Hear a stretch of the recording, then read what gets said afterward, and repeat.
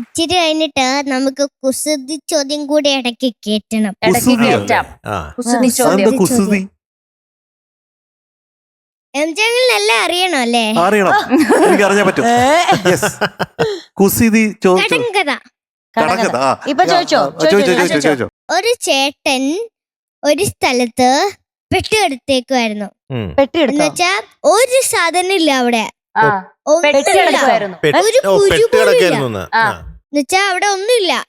ആ ചേട്ടന്റെ കയ്യില് എലിയുണ്ട്. ചേട്ടന് വിശക്കുവാ. ചേട്ടൻ വെജിറ്റേറിയനാ. എന്ത് ചെയ്യും ചേട്ടൻ? എല്ലാം തിന്നും. എലിയുണ്ട്. എലിയാണോ? ഓ എലി ചള്ളാണേ. ചള്ളാണോ? ചള്ളു ക്വസ്റ്റ്യനാ. അവള് തന്നെ ഒരു ചള്ളു ക്വസ്റ്റ്യനാ. ചള്ളു ക്വസ്റ്റ്യനാണ്. എനിക്കറിയാം ഇത്. ചേച്ചിക്ക് കൂടുതൽ ബുദ്ധിയുണ്ട്.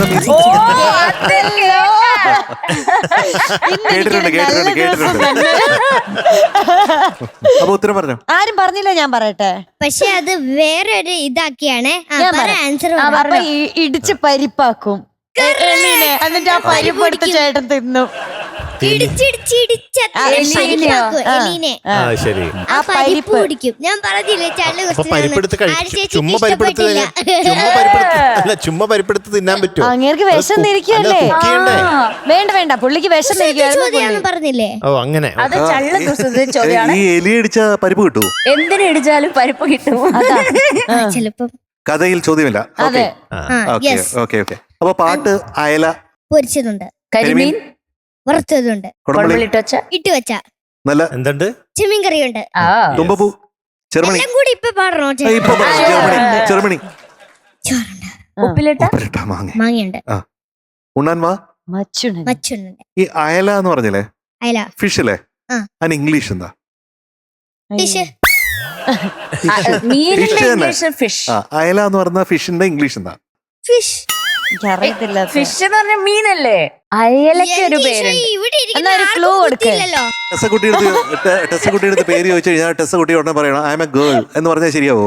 ഐ എം ടെസ്സ എന്നല്ലേ പറയുന്നത്? അതുപോലെ അയല എന്നുള്ള ഞാൻ പറയട്ടെ, അയലയുടെ പേര് ഞാൻ കിട്ടൂന്നിടാം. തൽക്കാലം കിട്ടൂന്നിട്ടേക്കാന്ന്. അതാണ് നമുക്ക് എളുപ്പം. അടിപൊളിയായിരുന്നു. അടിച്ചു പൊളിച്ച് തോറ്റു. അതൊക്കെ പറഞ്ഞു കൊടുത്തേക്ക്. ഇത് ഇന്ത്യൻ മാക്കറൽ. Indian mackerel. കരിമീനിന്റെ ഇംഗ്ലീഷ് എന്താ? ബ്ലാക്ക് ഫിഷ് എന്നായിരിക്കും അല്ലേ? Black fish.